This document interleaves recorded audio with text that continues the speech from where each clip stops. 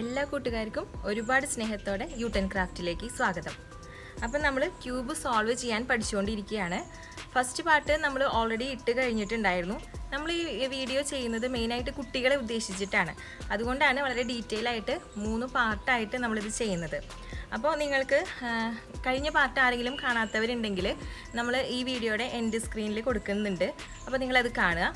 അതിനുശേഷം കുട്ടികളൊക്കെ ഉണ്ടെങ്കിൽ ക്യൂബ് സോൾവ് ചെയ്യാൻ പഠിക്കുക.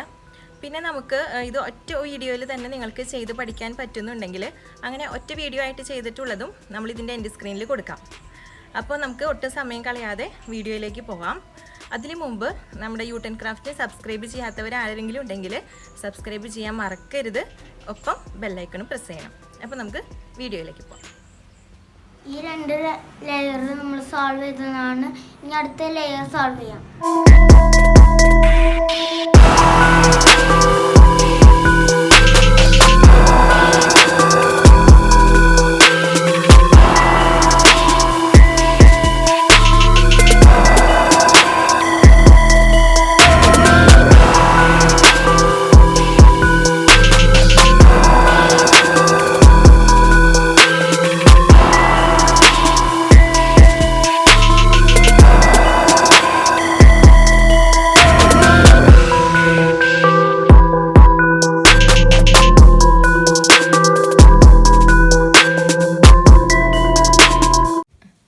കഴിഞ്ഞ വീഡിയോയിൽ നമ്മൾ 2 ലെയർ സോൾവ് ചെയ്യുന്നത് കംപ്ലീറ്റ് ആയിട്ട് കാണിച്ചു.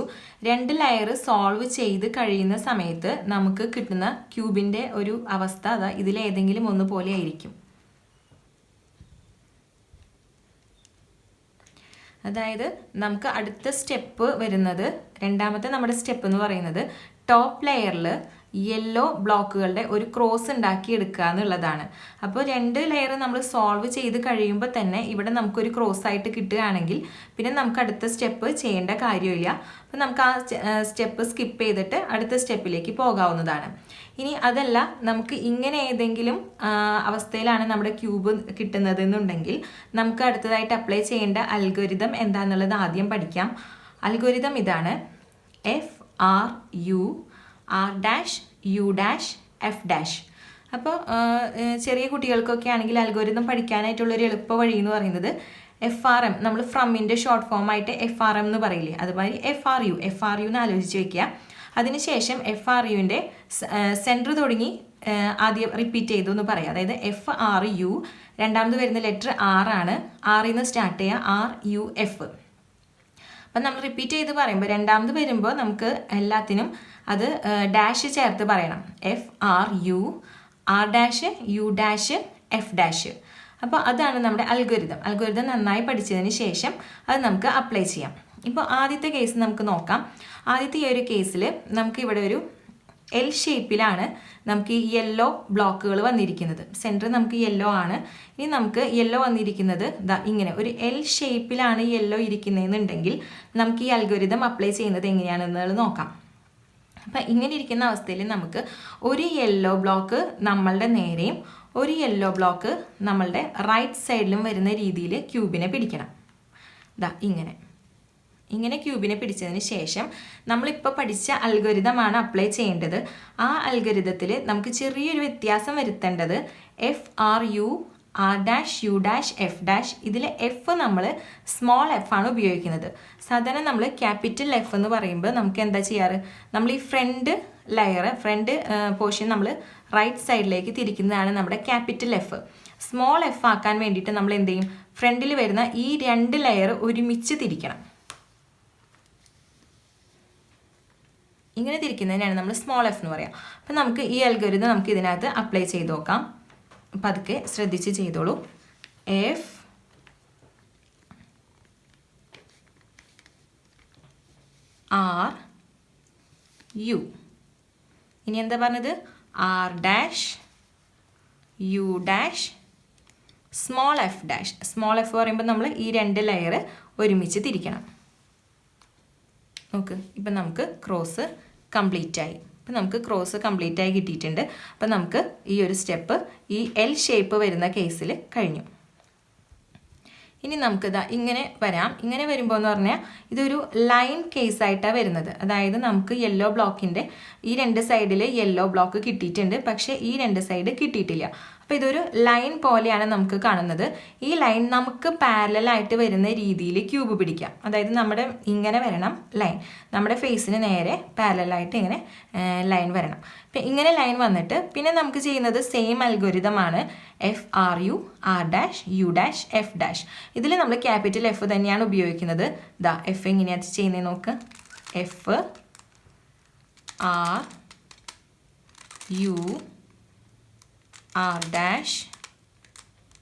U', F'. അപ്പം നമുക്ക് ക്രോസ് കിട്ടി. ഇനി ഒരു കേസും കൂടി വരാൻ സാധ്യതയുള്ളത്, നമുക്ക് ഈ 4 ബ്ലോക്കുകളും യെല്ലോ വരാത്ത കേസ് വരാം. ഇവിടെയും ഇവിടെയും ഇവിടെയും ഇവിടെ ഈ 4 ബ്ലോക്കുകളിലും യെല്ലോ അല്ലാതെ നമുക്ക് വേറെ കളറുകൾ വന്നേക്കാം. അപ്പം നമുക്ക് ഈ ക്രോസ് ഒട്ടും കംപ്ലീറ്റ് ആവില്ല, ഒന്നും തന്നെ ശരിയായിട്ട് വന്നിട്ടുണ്ടാവില്ല. അങ്ങനെ വന്നാലും നമ്മൾ ചെയ്യേണ്ടത് ഇതേ സ്റ്റെപ്പ് തന്നെയാണ് ഇപ്പം തന്നെ നമ്മൾ ചെയ്തത്. FRU R', U', F'.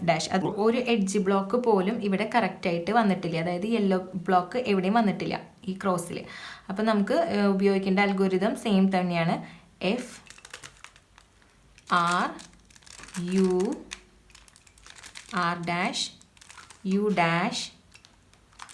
F'. ഇപ്പം നമുക്ക് L കേസാണ് വന്നത്. അതായത് L നമ്മൾ നേരത്തെ പറഞ്ഞ അതേ കേസ് വന്നിരിക്കുകയാണ്. നമ്മൾ നേരത്തെ പറഞ്ഞിരുന്നു ഇതെങ്ങനെയാണ് പിടിക്കേണ്ടതെന്നുള്ളത്. ഒരു യെല്ലോ ബ്ലോക്ക് നമ്മുടെ നേരെയും അടുത്ത യെല്ലോ ബ്ലോക്ക് നമ്മുടെ റൈറ്റ് സൈഡിലേക്കും, എന്നിട്ട് അപ്ലൈ ചെയ്യേണ്ടത് സ്മോൾ F ഉള്ള അൽഗോരിതമാണ്. അപ്പോൾ നമ്മൾ F എന്ന് പറയുമ്പോൾ സ്മോൾ F ഉപയോഗിക്കണം. FRU R', U', F'. ഇപ്പം നമുക്ക് ക്രോസ് കറക്റ്റായിട്ട്, നമ്മൾക്ക് ക്രോസ് കറക്റ്റായിട്ട് കിട്ടിക്കഴിഞ്ഞാൽ ഇനി നമ്മൾ ചെയ്യേണ്ടത് ഈ corners solve ചെയ്യാന്നുള്ളതാണ്.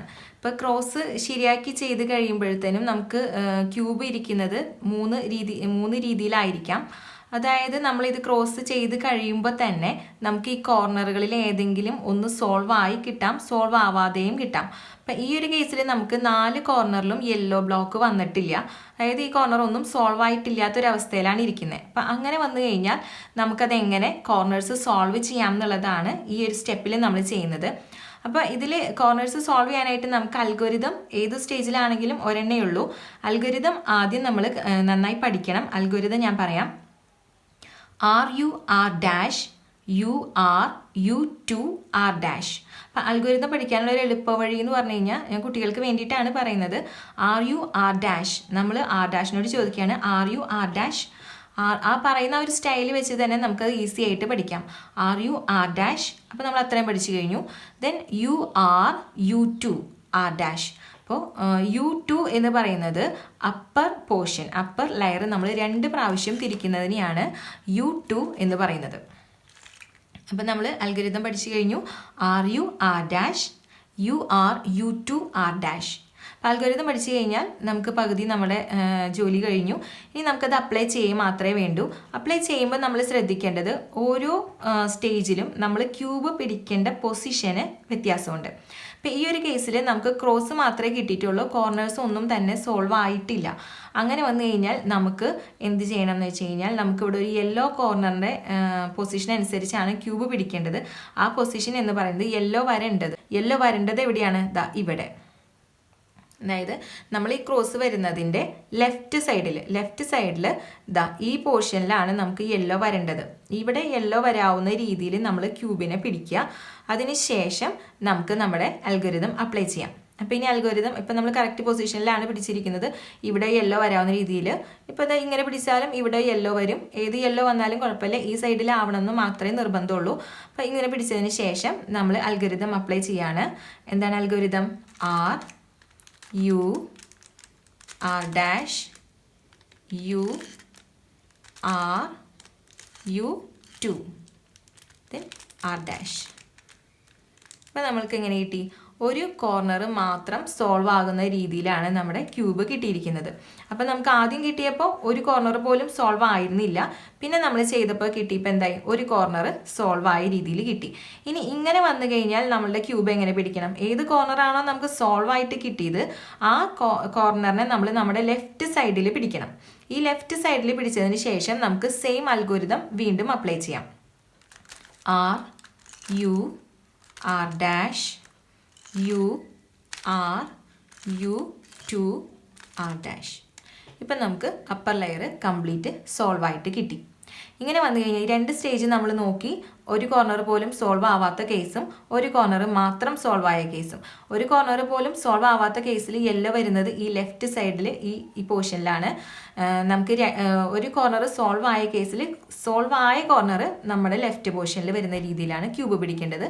Same algorithm apply ചെയ്യുക, കംപ്ലീറ്റ് നമുക്ക് സോൾവ് ആയിട്ട് കിട്ടും. ഇനി ഒരു സ്റ്റേജും കൂടി ഉണ്ട്, അത് പറയാം. ടോപ്പ് ലെയറിൽ യെല്ലോ ക്രോസ് കിട്ടിക്കഴിയുമ്പോൾ തന്നെ നമുക്ക് ചിലപ്പോൾ 2 കോർണേഴ്സും സോൾവ് ആയിട്ട് കിട്ടാൻ സാധ്യതയുണ്ട്. അപ്പോൾ അങ്ങനെ വന്നു കഴിയുമ്പോൾ 2 കോർണറുകൾ സോൾവ് ആയിട്ടുണ്ട്. അപ്പോൾ 2 കോർണറും കൂടി നമുക്ക് സോൾവ് ചെയ്യാനുണ്ട്. ചിലപ്പോൾ നമുക്കിങ്ങനെ ഓപ്പോസിറ്റ് കോർണേഴ്സ് ആയിരിക്കും സോൾവ് ആയി കിട്ടുക, അല്ലെങ്കിൽ അടുത്ത് തന്നെയുള്ളതായിരിക്കാം സോൾവ് ആവുന്നത്. ഏതായാലും കുഴപ്പമില്ല.